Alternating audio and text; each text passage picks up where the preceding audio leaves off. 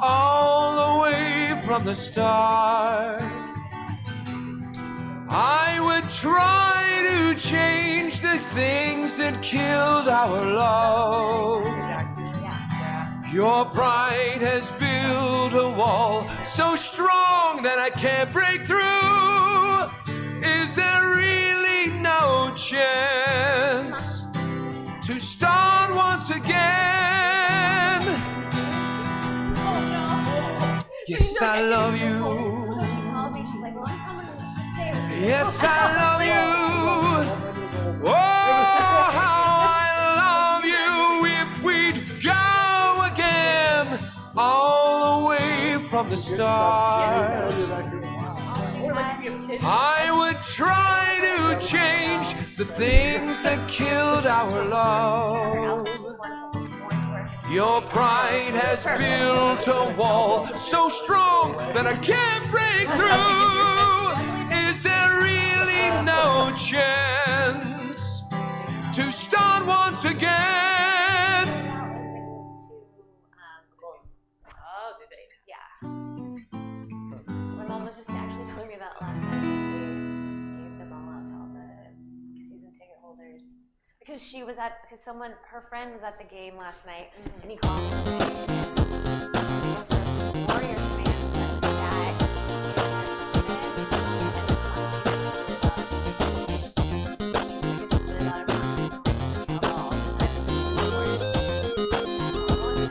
So many cowbells in my life.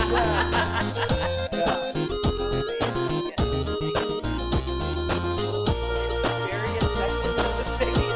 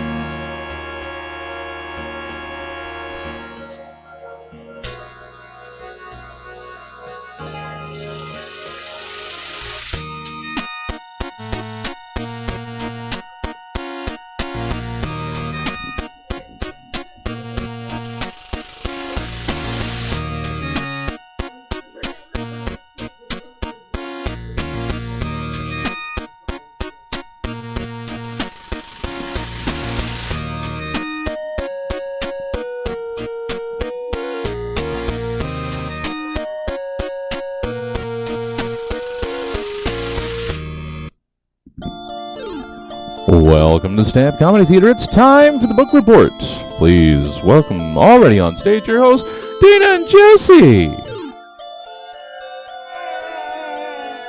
I have to gradually get my eyes adjusted to the bright lights. It's like when you get in a swimming pool, you just gotta like put. Yeah. No, One I'm one of the let's just jump right in to the swimming pool guys. But I do dip the toe. But then I jump right in. Okay. So you walk in slowly? Yeah, I walk in slowly. Uh-huh. I feel like the torso part's the hard part, so. Yeah. Yeah. Well, for guys, the hard part is The bottom half. right when they skim the water, like there's no going back. There's no going back. And I also find like a lot of times when I go swimming, I'm like, do I want to get my hair wet? It takes a lot of work to put it back like this afterwards. So yeah. So getting used to the water is like, okay, am I swimming or am I just like hanging out in the water? Yeah. It gives me that time to like make a decision. What about the drink? Keep the drink on the side of the pool. Oh yeah. Yeah. Do you have one of those floaties where you could keep the drink on the? I don't, because I don't have my own pool. Well, okay, technically my apartment complex does have a pool, but I've never been in it in the 2.5 years that I've lived there. So clearly I'm taking advantage of that. Yeah, I had an apartment once that like one of the big selling points is like, oh my god, the pool has like a barbecue area and it's got a jacuzzi. And I was there one time I used the pool. Yeah. How are you? Good. I brought my. What did you bring? I brought my book purse. It's a purse shaped like a book. Is it a particular book? It's Pride and Prejudice. Okay, that's a real book. Yes. All right. And then on the back it says, "You must allow me to tell you how ardently I admire and love you." Oh. That's what Mr. Darcy tells Elizabeth. Is that like the main theme of the book, or is that one of the themes? That's one of the quotes when he proposes to her the first time. Spoiler alert. Oh well. You don't tell someone, my family would hate that I marry you and I hate that I'm in love with you, but marry me. Yeah, that doesn't go over well. No. Unless you're like, so that's why we're gonna move to France. No. No. No. Oh no. Oh no, because later in the book she goes to his house and he's got a nice big ol' ass house. And she's like, I think I could fall in love with him actually.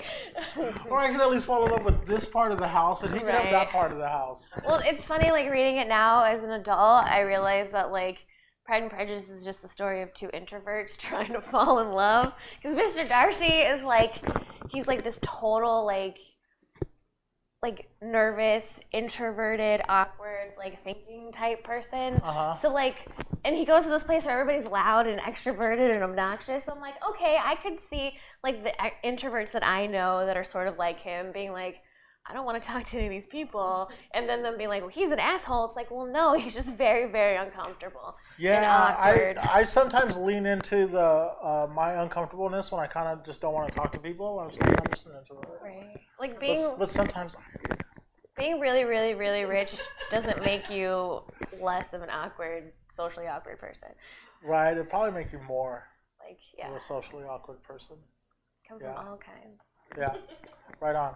I told you earlier, but I'm telling you again, that's a great color on you. Oh, thank you. Yeah. This is new. Yeah, is it? Yes. Well, when I went out on St. Patrick's Day and didn't have anything green on, I realized I only own one green shirt, and I saw this, and I was like, okay, I should buy something else for next year. Have it on hand. Hey, speaking of St. Patrick's Day, my brother did like 23andMe, so I'm like, well, his results are my results, right?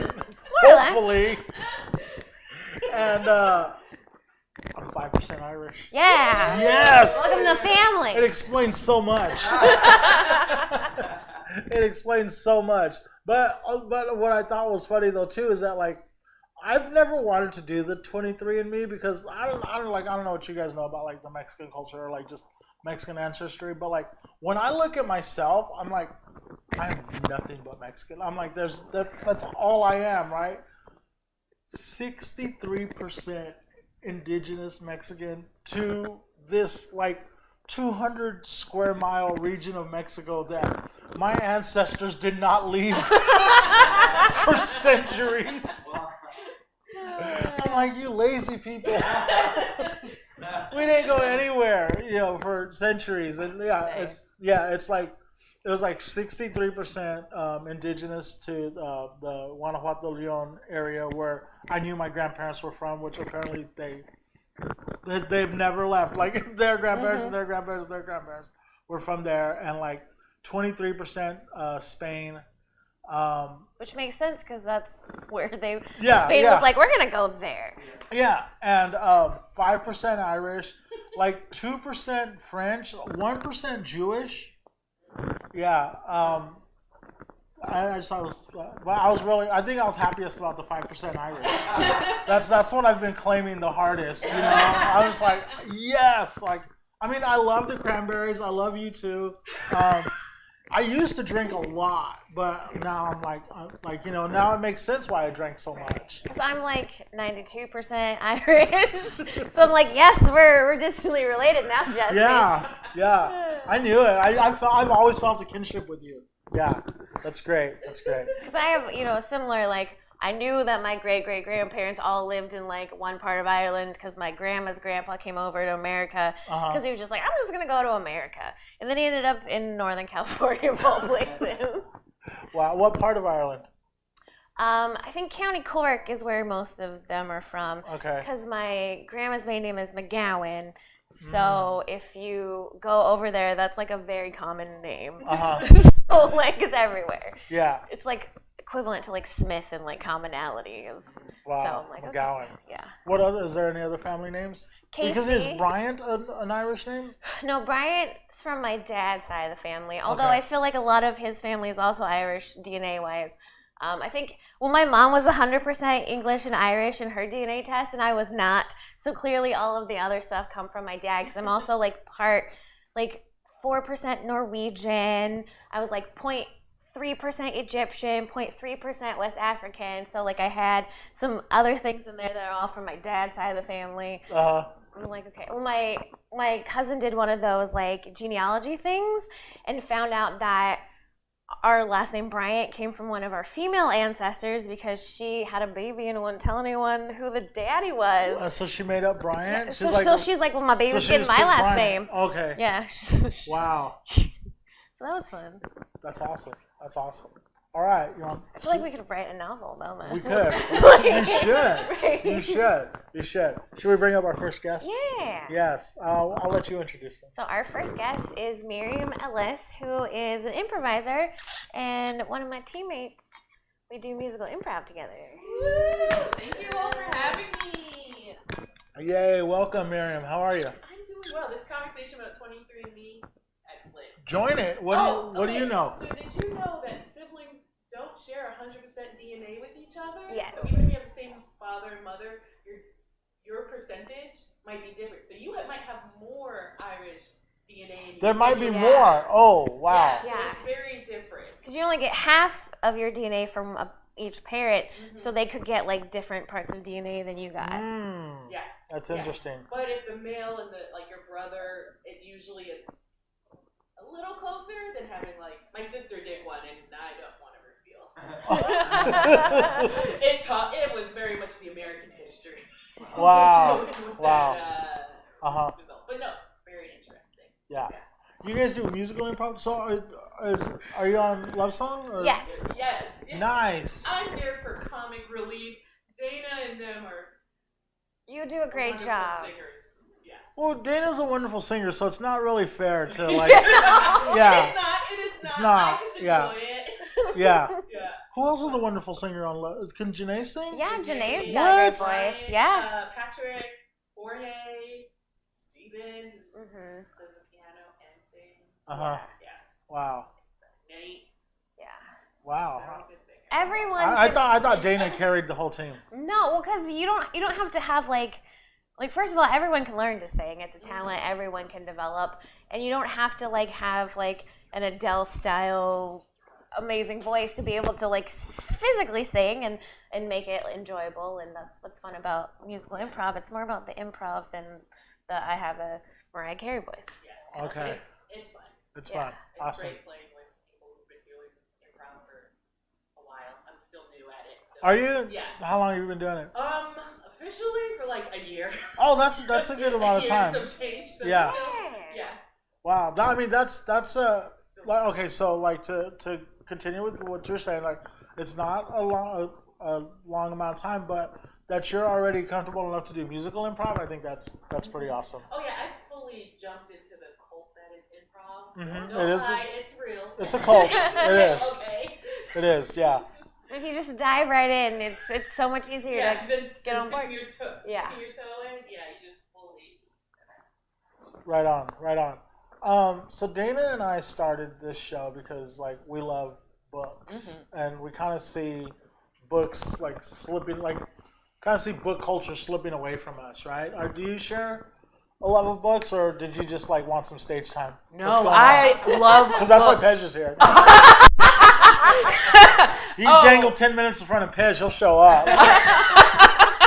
Oh no, I love books. As a child, well into my adulthood, I was a lot more introverted, and so you could find me in the corner of any party and gathering with a book, to the point that I have a bookshelf that I just like to look at, and it gets me nervous when people want to borrow my books. Like one of my friends came and was like, "This is such a pretty bookshelf.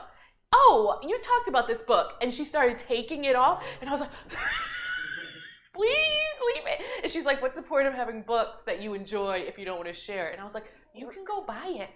Right? You read them again. You can go. Yeah. So no, books are my life.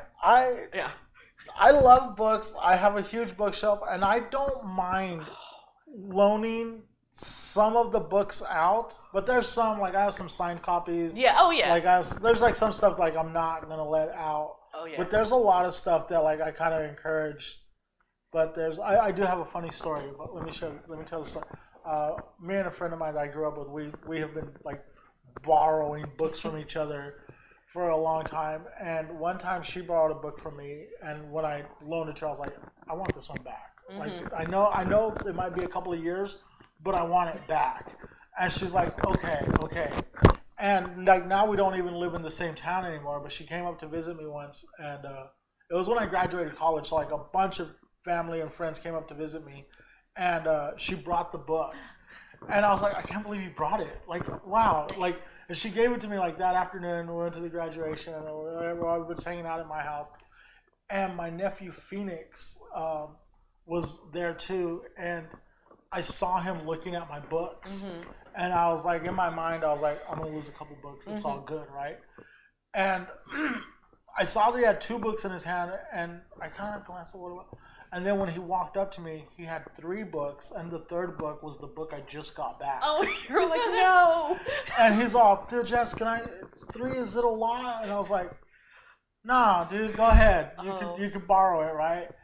And then the next morning we were drinking coffee, and my friend just starts giggling, and I'm all, what? And she's like, your nephew Phoenix only had 2 books that he was going to ask you to borrow, and he saw the 3rd book, which was a book called Talking to Girls About Duran Duran by this guy named Bob Sheffield, who was a writer for Rolling Stone magazine. And he wrote this book of essays about how he realized when he was in 8th grade that as shy as he was, if he knew everything about Duran Duran, he could have a conversation with about any girl in school, right? So it's all these short stories about like, so she said that Phoenix saw that book, and that he said to, like, they were talking, and then Phoenix said, oh, but I'm already going to borrow 2 books. I don't want, and she's like, he'll let you take it. And she egged him on, and I've never seen that book again. Yeah, see, that just brings me, like, my stomach is freaking out right now, thinking someone would do that to me. That just means that I get to like buy it again, which I'm like, yay, Yeah, I get to buy a book. I've bought it again. But I don't have to like put it on my to read list. I can put it my God. immediately on my shelf of books that I've already read, which is great because I have 2 separate bookshelves. One for all the books I've read, and then one for the books that I need to read. Yes, I also separate it, and like by like themes or like authors, or like I have a child section with all my favorite books from childhood. My bookshelf is not big enough for all the books that I read, so I have to organize them by shape so that I can squeeze as many in there as I can. Some of them are like 2 rows thick, which I hate, but I'm like, when I buy a house, I'm just going to get a giant bookshelf. It's gonna be so Just awesome. build a library, like a room that's just build the bookshelf. Like let the like inside. Like if Beauty and the Beast were me, like the moment I walked into that library, it would have been like, I'm in love with you, and the movie would be over. One more question. When you go on vacation, do you find a good bookstore? Like you're visiting a new city, is that one of the things you do? Yes, coffee and books. Okay. That's the first thing. Besides walking around, if you walk around in most cities, you can find like the most like quaint little bookstores, and people will talk to you forever. Which usually I hate when people talk to me when I'm out and about. But in a bookstore, I'm like, yes, speak to me. Tell me about why this random author is like the favorite person you've ever met or read. Is there one bookstore in one city that you remember the most, or that you would care to share with us, or like, is there? Yeah. So I was just talking to Dana about this earlier. In Portland, Powell's bookstore. If you go to Portland, that's the only place you should go. I don't know what else is in Portland, but the Powell's bookstore is massive, and it has a used section and a new section, and usually that's separated, right? Yeah, you should also go to Voodoo Donuts. So go get some books, and then go to Voodoo Donuts and eat some donuts while you read your book. But it's a massive. You can be in there for hours. And It's multiple. It's like 3 stories tall. 3 stories? Yeah, it has every possible section, and like I said, new books and used books. So wow. And there's a coffee shop in there too, Yep. right? So you could just like You get should some. you all never have to right. leave, really. No. You just stay. They have a forever. bathroom, so there you go. Yeah. That's awesome. Yeah. All right. Are we ready to talk about your book? All right. What do you got? Okay. It doesn't look very big. So when Dana said bring your favorite Absolutely. book, right? Absolutely. I was thinking about the first book I read as a child. So this is not the original copy. I still have that on my bookshelf, but it is The Story of Ferdinand. That's right, not the movie. Okay, I haven't watched it because I didn't want it to taint my love for this book. Have you guys read this? Yeah. Yeah. Who's the author again? Good question. Monroe Leaf. Those are things you pay attention to as a child. You just look at the pretty colors. Yeah. Yeah. But yeah, it's just a great book, and it connected with me as a child because he is an introverted bull. I'm not a bull, but I was an introvert, and all he wanted to do was sit by himself and like hang out until he got stung by an evil bee. Okay? It was protecting itself, but it was also evil. And then he went a little crazy. And the people looking for bulls found him and brought him to a bullfight, and he was like, I don't want to do this. I'm just gonna hang out here. And then everyone got upset. And then he got to go home. It really brought joy to me as a child to be able to read it on my own. Really, it was nice. Yeah. So Ferdinand is not. So he's a shy bull. Yeah. And how does he get taken away to be? So he's Like he gets captured, almost kind of like the circus or something. not captured. So it's like he's raised on a farm for bulls where the other bulls are all fighting and doing what they think a big strong bull should do. And so there are people that come and look for the newest bull to put into a bullfight in Spain, and they select him because they think he's the craziest and most wild because he gets stung by a bee, and he does what we all do, freak out. Because nobody likes to get stung by a bee. No, it hurts. Yeah, it hurts. Yeah. And so they see him freaking out, and they're like, "That's the one." Okay. Yeah. So Ferdinand is normally just chill, Chill, quiet, just- not yeah. doing anything. Yeah. But on the day that the people that were looking for a crazy bull to bring to their bullfight, Ferdinand happens to get stung by a bee, Yep. is going crazy, and that's when. They're like, he's the best bull we have, and then he makes everyone upset when he's like, "I don't want to do any of this. I just want to sit and smell flowers," and that connected to me. Still to this day. To this day. Don't want to do anything. I just want to sit, smell some flowers. And what? Oh, good. Did you have a question? Oh no, I just appreciate that aesthetic. Yeah, right? What do they do with him when he doesn't want to be a bullfighting bull? Oh, great question. So all of them get throw little temper tantrums. So there's 3 different versions before he gets to the matador, and they all throw temper tantrums and cry. And then they end up taking him home, and then he goes back to the tree that he loves. Oh god. Yeah. Oh, there was a tree that he loved. Yeah, that's where. Yeah, forgot about that part. That's Okay. where he's sitting when he gets stung by the bee. Is he's sitting near his favorite tree? Do they happen to say anything about why he loves that tree? No, it doesn't get into depths about that. Okay, but maybe okay. the second book. But they just say that he loves it, and he has a mom, and she's like, "All right, dude, you don't want to play with the other bulls? Just hang out here. It's fine." When you're an introvert, you like to find a nice, shady, comfortable place Well, you ponder. to ponder and people watch, right? He sees the other bulls fighting and playing, and he's like, I don't want to do that. And it's what an introvert wants the most, right? It's just to sit and watch and not be close, but not too close. Do they talk anything about like Ferdinand's childhood? Like why is he like this? No. It just starts. He's a child, and then it fast forwards to him being a big bull, even though technically he's only 2 years old. So he's still like an infant in human life. Yeah, that's what I learned when I went to Ireland, was that when you think of like lamb and like when you eat lamb chops, you think of like the cute little tiny ones, but like no, they get really big really fast, and that's what you're eating, and I felt less bad about it. You're like, it's not a baby. I don't eat it. They're Lamb's not good. No, you're fine. No, so they don't talk about that. They just talk about his love of this tree and just smelling flowers and just chilling and relaxing. And his life changes. And then it goes right back to being the same, which sounds amazing. What do you think like the moral of the story is, or what the lesson is, that because it's a children's book, and what do you think that like you loved it because he was chill like you? Yeah. But what do you think? You think that's what the moral is, that you could? Good question. I think it means don't bother people. Let them do whatever they want and go about your day. No, I don't know, but I will think about that. And they made a movie about this? I don't want to talk about that movie because I'm assuming it's horrible because it has John Cena. Okay, I was like, there are a lot of Johns. John Cena is it the Ferdinand? It's one of the former wrestlers. That sounds right. John Cena is. Or what's the other one? The Rock? No.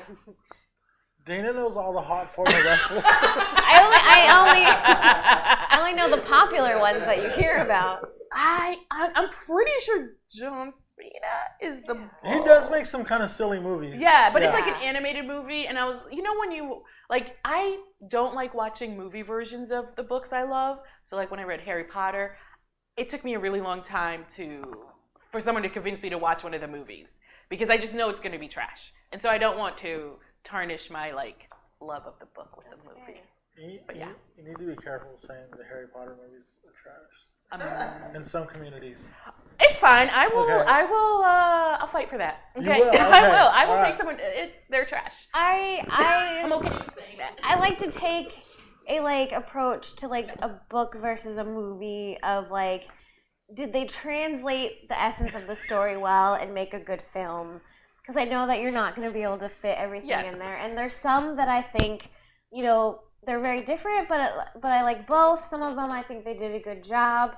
I will say that the one book series that I love the movies way more than I like the book was The Lord of the Rings. Okay, I was gonna say, could you give us an example of both? I read The Lord of the Rings, and there's just so much stuff in there that they're like, we're going to tell you about how this guy's dad was this guy, and then it was this guy, and then I'm going to describe the trees to you for 20 pages. And I'm just like, I don't care. Describe the trees in 10 different parts of the books. I don't care.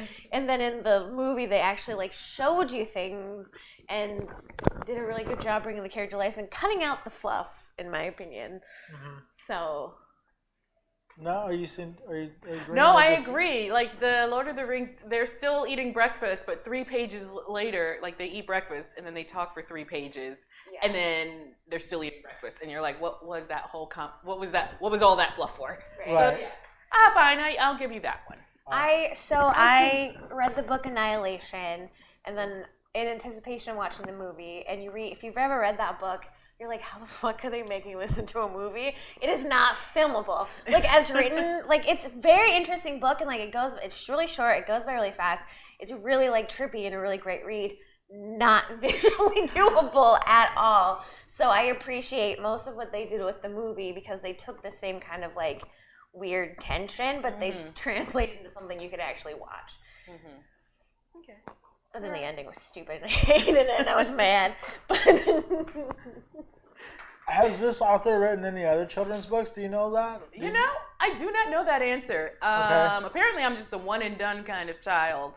So I just read one book and then was like, moving on to something better. and by better I mean bigger, because my goal as a child was always to read the biggest It was books to possible. read bigger books, right? Yeah, 5th grade I read Gordon with the Wind, which is not the Shut best up. book to read as a child, because history.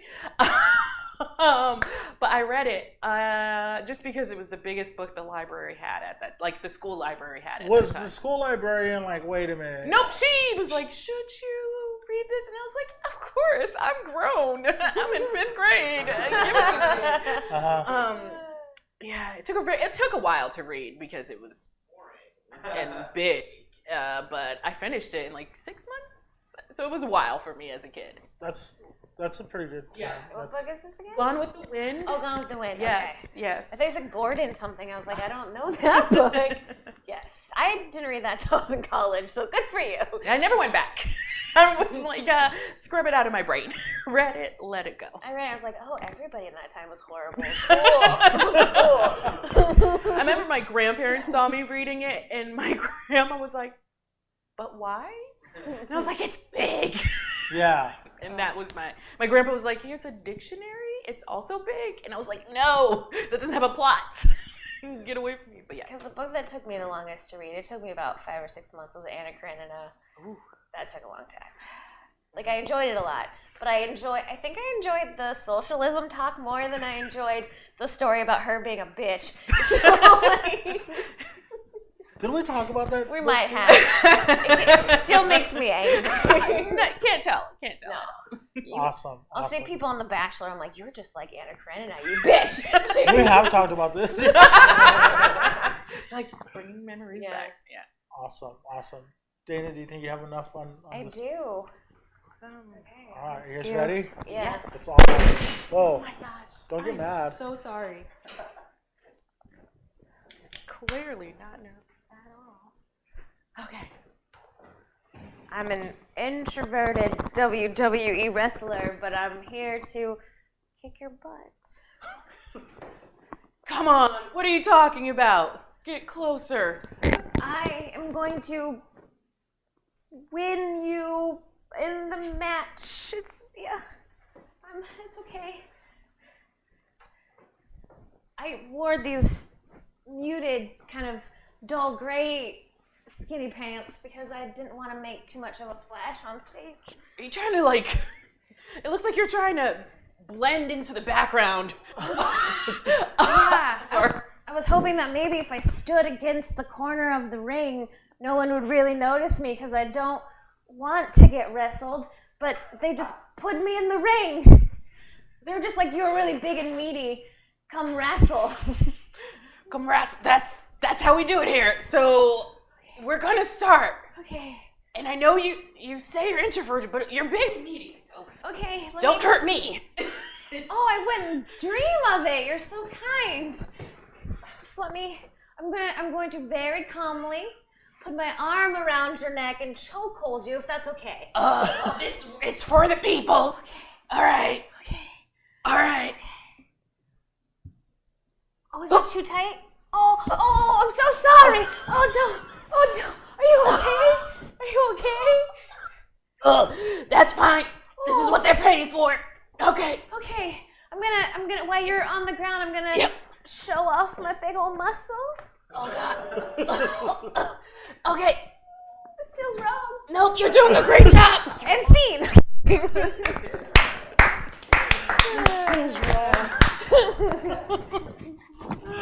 Oh man. Oh. Did you enjoy that? I did. It's always fun. So thank you so much for having me. Welcome. Thank you. Thank you for sharing your butt. Of course. Awesome. Thanks. Good job. That's great. I think you have a future professional wrestler. Yes. You should do it. I actually learned how to give a real chokehold, so. Really? Can Yeah. you show us on our next guest? Actually, yes. No.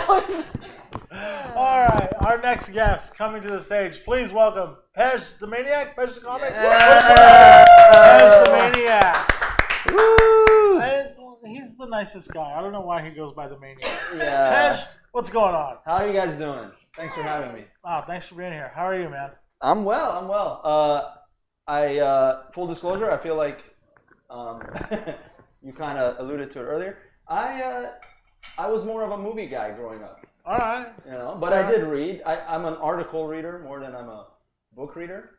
And we had her bring her first book that she read, and I brought the last book that I read. So, Okay. you know, All right. it's kinda... So you don't have like this love affair with books that we do? I have family real close to me that do. Okay. Yes. But so I'm living vicariously through them. Uh-huh. And, my niece actually would bring the Harry Potter books you guys were talking about. She read all of them like 20 times. And Okay. she actually brought one to my wedding. She was reading during our wedding. So my wedding. Yes. She knew that wedding wouldn't last. So. I was gonna say, aren't you divorced? Yeah, exactly. She knew. She knew. She's like, this book has a better ending than that. she's like, don't give them gifts.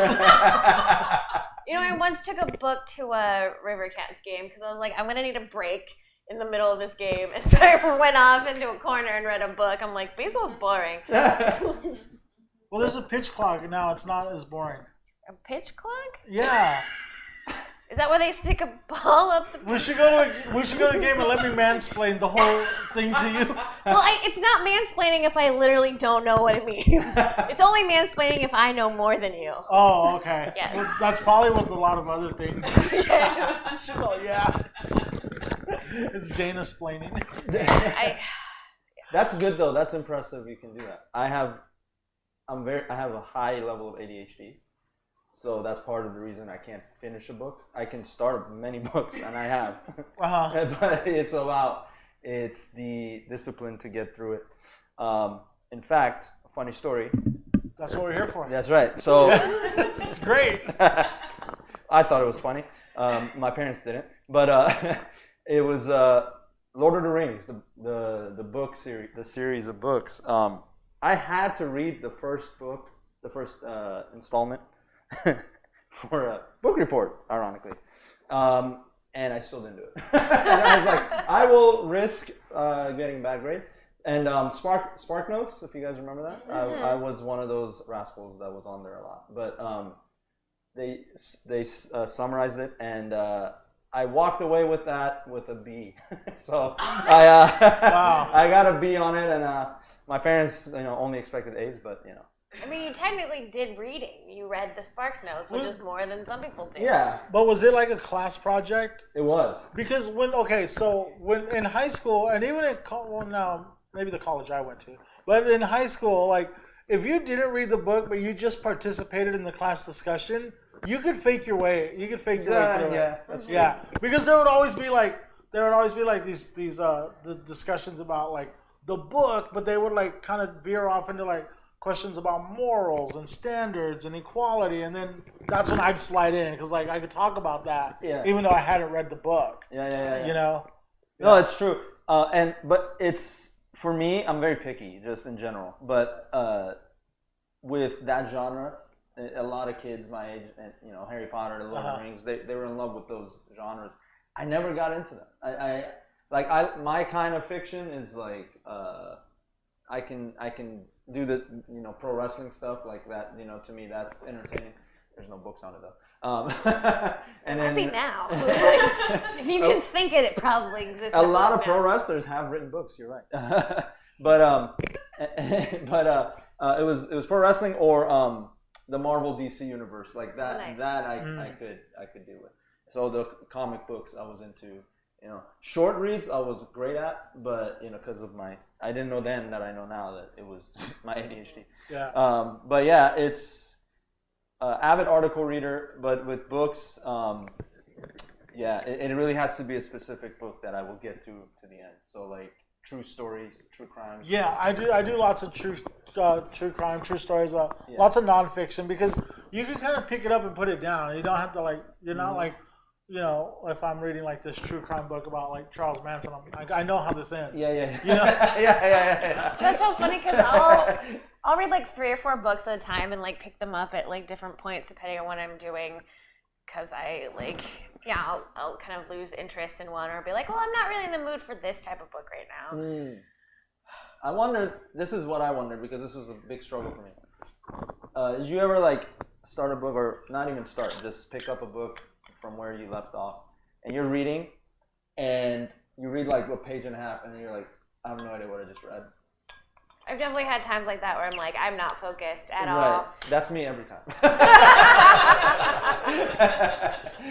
So- But I also think that when I'm drunk, I'm an excellent reader. I'm like, Wow, yeah, I can really? remember What? everything I'm reading. I don't know if that's true, but like when I'm reading while I'm drunk, I'm thinking I'm just so Wow. smart. Because when I read when I'm high, I have the whole thing that Pez was saying of like, did I just read this? Yeah. I don't even smoke or drink, so I don't even have a excuse. Yeah, you don't have an excuse. Yeah. But to be fair, when I'm drunk, I only want to read things I've already read. So I'm like, yeah, I know what I'm reading. It's fine.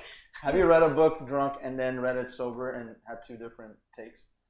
No. Okay. So I'll usually just pick up where I left off because I'm like, I know where I am. I know what I read. That's fine. Pez, you're a local stand-up comic. You haven't like, because how long have you been doing comedy? Since 2021. Okay, so not a long time, Not a right? long time, yeah. But so like, you haven't like picked up any books about comedy and tried to study those? I have. Because I know a lot of newer comics do that. I did, yeah. I have one, Tom Segura's book. I've been reading. I've been attempting to read that. Why Tom Segura? Well, Did somebody give it to you? yeah, it was a gift from fellow comic Marcian Evans. Mostly, you know. But Did he read it? He read it, and then he also, you know, it was for my birthday. He got me that book. That's right. But it is sitting on my nightstand right now, so I will read it to the end because that's my career. Yeah, and I am fully aware that it's like a handicap that I have, that I'm like not finishing books. But it's not that I don't want to finish them. It's like my attention is always like, okay, I want to learn about this right now, right here, and then I'll like spend the next 3 hours on it. And then, however far I get, I've gotten. And that's it. Yeah, Yeah. I get it. Yeah. So let's talk about the book you got. Yeah. today. So this book, another genre of books that I'm into is self-help. Yeah. Right? Yeah. And it's called The Four Agreements. It's a pretty popular book. Yeah, I have a copy of that. You do, yeah. Yeah. And it's interesting. I'm really in love with Audible because I read this and then I'll also listen to it in the car. Oh. I feel like but like I was saying, reading it drunk versus sober, to me, like reading it physically versus listening to it, I get a lot more out of it, the physical side or the audible side. Mm-hmm. So, So tell us a little bit about it. Yeah, Like, is it one author or what? it is. It's by Don Miguel Ruiz, and it's considered a Toltec wisdom book, is what it says. And it's the chapter I like the most is to be impeccable with your words, and it's all about basically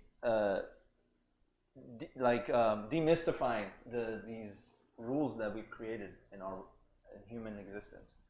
And right off the bat, it says we've raised ourselves believing a bunch of lies, like a bunch of rules and policies that are not based on real human existence.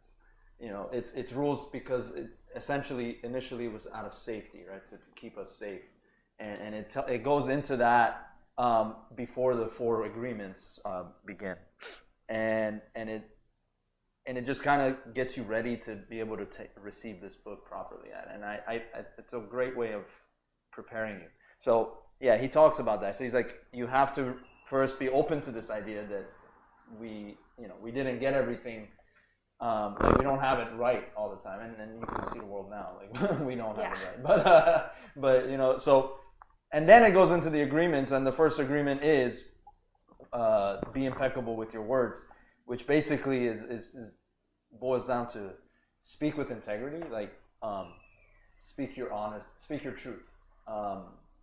Don't speak like if you speak with anxiety, or if you speak with defensiveness, or if you speak with not wanting to look a certain way, you're not living your truth. And to me that was powerful because it debunks all of that, and it's just like what's left. So like filter out all the bullshit, what's left, and then speak that. So an ex-girlfriend gave it to me. she was like, you should read this, and then, What? and then we're done. Are there, so, what are the other three agreements? Or is that as far as you've gotten? no. I read. I didn't want to put him on the No, spot. it's okay. It's okay. I didn't know. What's funny about this? Okay. He's gonna flip to the back real quick. Do you have sparkles? No. So be impeccable with your words. Don't take anything personally. Is the Ooh, second agreement. good Yeah, luck with that. that's what I know. And I have a funny story because it just happened on my way here. Because when people don't laugh at my jokes, it's because they hate me.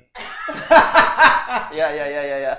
That for comics, that's a big one. Yeah. Don't make assumptions is the third agreement, and then always do your best. I was on my way here, and it's funny because I should have been thinking about this. I got a Facebook message from a guy in Ohio saying like, I've been following your career, and we have investors ready to invest in your entertainment ventures as an actor and all that. And he's like, you just have to get, you got to be in the Bitcoin game and crypto. And then I was like, and then so so exactly. So it's another comic. No, he's in Ohio. There's no comics in Ohio. No. But no, it was funny because then I was not impeccable with my words. I was very, like blunt and to the, very. I mean, in a way, I was honest, but I wasn't. I didn't put my best efforts because that's the last one. Is always do your best, and then don't make assumptions. I totally assumed this guy is a scam. Well, he said Bitcoin. Well, I told him I sold all my Bitcoin because it's crashing, and then he was like, "You had bad advice, sir." I was like, "All right, let's go. I'm ready." The last time someone messaged me about anything to do with cryptocurrency, I got a bunch of spam messages after giving my phone number, so that was... Yeah. Oh my God, right? I mean, nowadays though, they can connect with you whether you give them a number or not. Yeah, like well, this one was on Facebook. I learned if someone on a dating app wants your phone number and you haven't met him in person, don't give them your phone number. That's right. That's smart. Yeah, very good advice. But yeah, I was definitely not. I took it personally, right? It's like everything in here. But there is a lot of power to this when you are actually detached from what people say and what people, however they want to judge you or think of you. There's moments where I have that clarity and I'm like, that's fine. Like I'm not affected, right? We choose to be affected, and that's what this tells you. Is like we make the choice. And a lot of that comes from fear, which is a big focus in this book. Is because of fear, again, going back to our roots as human existence, it was a lot more barbaric, a little less than now. And we would be, it would make sense that we would want to protect ourselves, so we would take precautions and want to protect the young ones and all that.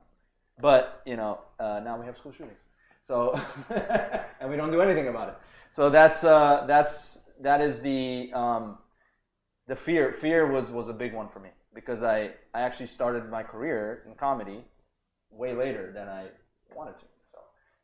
So now that I had this book and an ex-girlfriend, it's great to I remember to read this and not be afraid of what she thinks. But yeah. But no, seriously, it boils down to that, and it made me feel free. Like there is some sort of freedom from taking the words in from this book, and just doing your best. I think is ultimately, and it's purposely the last chapter because it forces you to put your best foot forward, regardless of the circumstance. And it's just like, all right, it's not about them, right? It's not about anybody else. It's about me doing my best. It's because you're ultimately doing it for you anyway, right? Whatever we choose. So. But yeah, that's did the person who gave you the book tell you what they took from it? Well, she sensed that I was dealing with a lot of this, right? Well, lack of these four principles, and to her credit, out of the goodness in her heart, she took me to this place in the hills in Woodland Hills, like literally in the middle of SoCal, and there was this one store. It was a healing store. It had like stones and all that. and it had this book in there. And she's like, "You need to get this book." Oh wow. Yeah, yeah. Oh, so that was a cool. You should have opened with that story. That- Rewind. that's a cool I story. won't take that personally. Yeah. I'm just speaking my truth, man. I'm just speaking my truth. Well, your truth and my truth are gonna have to go outside and fight it out. Dana's gonna fight for me. I do kickboxing now. Oh man! All right. Yeah. All right. Yeah. So. Dana, do you think you got enough, or do you want to ask him a couple more questions? You got? Can you just quickly restate the 4 agreements? The 4 agreements, yes. Be impeccable with your words. Don't take anything personally. Don't make assumptions. And always do your best. Yeah. You ready? Get ready. We're gonna see some acting from Pez. Okay, all right. Okay, buddy. I am your new life coach. And all of the things you've read in any of those self-help books is a lie. Because self-help, you don't want to help yourself. You are already the best you can be. So we're going to teach you the 4 disagreements to fuck people up, because fuck them. Okay, I was on board until the end there, but yeah, what's your method? The first thing is lie all the time. The truth is abstract and subjective, so whatever you say is real. Just lie all the time. Okay. Yeah, so like if I'm your mom and I'm like, hey, do you like my new outfit? Even though I look horrible, what do you say? No, you look lovely. Exactly. Lie. Awesome. All right. You think that's good for humanity? Yes. That's for humanity, no. For you, yes. I guess I'm not human. Great. I mean, you're human, but you want to look out for number 1, not the other 2 to 7 billion. I feel it. I'm Yeah. already feeling better at your expense. Okay. Yes. Agreement number 2. Everyone hates you when you take everything personally. Everyone hates you when you take Yeah. things personally. So if I'm at the bank and I like accidentally bump into you like this because I'm on the way, what do you tell me? Up. It's okay. Is that what I'm supposed to do? No! Oh, I gotta. I hit you on purpose, even though I was not paying attention to you and don't know who you are. I hit you on purpose because I hate you. Oh, okay. So I should be angry at that. Yes. All right. What the fuck, dude? Exactly. Yeah. Fuck All off, motherfucker. Yeah. I can't hit a woman though. So. Okay. Yeah. That's still good because you don't want to go to jail. Yeah. Hate people, but don't go to jail. Right. Number 3, make assumptions about everything because you know better than everyone else. That's a good one. Yeah. Yeah, I like that. I'm a woman telling you about reproductive rights. What are you going to tell me when I tell you something? You're a woman, so we're more powerful. So just move along. We make the rules. Exactly. Yes. Exactly. Yes. I'm Okay. getting it. Thank Yes. you, Coach. Yes. Yeah. I haven't paid you yet, but yeah. Oh, and I will fight you for the money Okay. because you shouldn't pay me. All right. But I'm going to take the money from you because that's what I deserve. All right. I like it. And Okay. the 4th agreement. Is Yeah. oh, Do you know your what? wo- Don't Yeah. try. Never try. Okay. You want to do no one's going to notice the effort, so just phone it in all the time. Well, then I quit. Yeah. Yeah. And see. I think I work with some people that have taken that last bit. Cool. Awesome. Oh man, Pej. Oh, go ahead. But really, that was all acting. Please don't do any of that. Yeah. The book is better. Read this book. Yeah. Oh man, Pej, thank you for coming Yeah. on the show. Miriam, thank you for coming on Thank the you show. guys. Thank Awesome. you. Very cool. Thank you. That was our show, everybody. Thank you to the lovely studio Thank audience, you. the thousands of people at home, the Yes. astronauts at the International Space Station, The aliens and in Denver. universes over. Yeah, Denver. That's where they're at. Denver. Oh, I did not know that. Yeah, Joe Rogan told me. Yeah, Oh. yeah. You gotta Oh, listen to Joe Rogan. I He's got all the don't. truths. All the truths. So next Look, episode. I'm not reading a book by Tom Segura. Well, neither's Pej. All right, thanks, folks. That's our show. Thank you. Thank you, Dana. Thank you, Jesse. Oh, I love you, buddy. Oh, me too, Ben. For a second, you said, thank you, guys. That's it for the streaming portion of the evening. We do still have the open mic coming up in a little over a half hour. So if you're in the area, you want to come down, you can. But otherwise, we'll be back tomorrow, 6 o'clock, for Happy Time Arcade. Let's see if there's some place that we can send you guys. Who's doing stuff? How about Comedy Hub? It looks like, I don't know. Hopefully they're still going. Hold on for the rate. See you tomorrow. That no one knows. What does the fox say?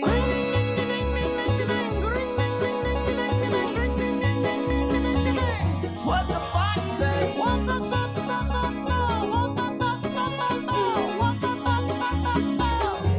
the fox say? Hotty, hotty, hotty ho. Hotty, hotty, hotty ho. Hotty, hotty, hotty ho. What the fox say? Chop, chop, chop, chop, chop, chow. Chop, chop, chop, chop, chop, chow. Chop, chop, chop, chop, chop, chow. What the fox say? Big blue eyes, pointy nose, chasing mice and digging holes. Tiny paws up the hill. Suddenly you're standing still. Your fur is red, so beautiful, like an angel in disguise. But if you meet a friendly horse, well, you communicate by